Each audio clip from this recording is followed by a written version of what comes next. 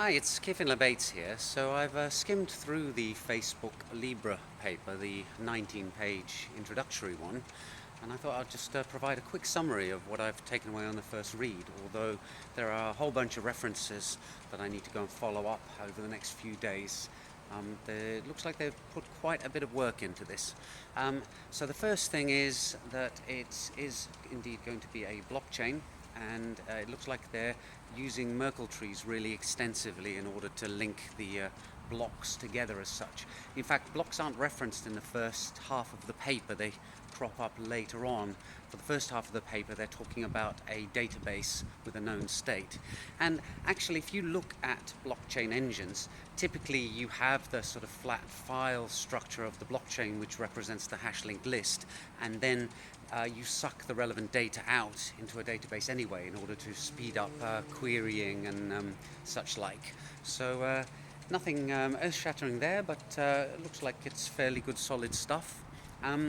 Then the next thing is that it's a permission blockchain.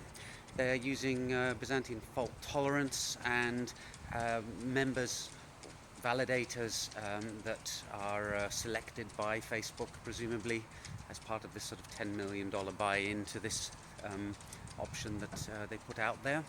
So, however, there's a reference to the fact that as time moves on, there's an intention for this system to move towards a proof-of-stake kind of blockchain, where people with large holdings of Libra coin will be able to also act as validators at some point in the future.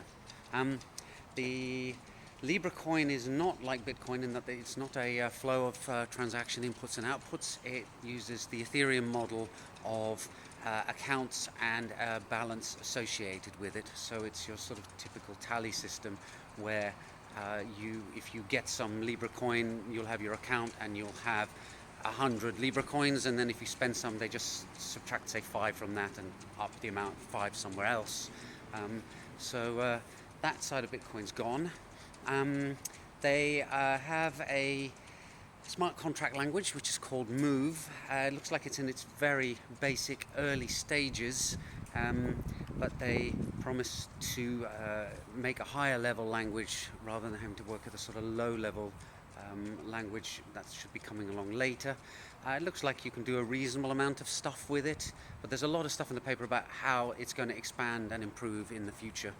So they use the Ethereum gas concept for the smart contracts, and gas will be bought with Libra coin, and not really much more to say about that other than, there'll be a charge associated with executing commands on the ledger in your smart contracts.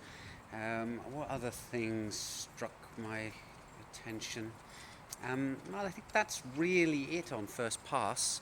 As I said, it looks pretty thorough. It looks like they know what they're talking about, and they have obviously looked at a wide variety of different distributed ledger technologies before coming up with this. But I'd say on the whole it is quite Ethereum-like in its structure. Oh yeah, one final thing. They've got a sort of notation scheme whereby you can associate what they call resources and modules, which you can think of as data and programs, with various addresses, and it's done in a kind of RESTful manner, address slash resource slash part of the resource that you're referring to, sort of a way. So that was kind of interesting too. Anyway, I'll wrap that up for now. I'm going to have to go off and have a look at it a bit more in detail in the future, because there is a lot there. I do think it's interesting. It's not got any major eye-openers or surprises. It's kind of close to what I thought it would be, actually. I should have made a whole load of statements earlier on so that I could have seemed like I was very prescient, but I didn't. Anyway, that's a quick look at Facebook's Libra coin and the just released white paper. Expect more on this in the future, because I think it's worth following. I mean, a company that's got 2 billion users has an awful lot of eyeballs, and I think this has great upsides and great downsides, and we'll see which way the seesaw swings some point in the future. Bye for now.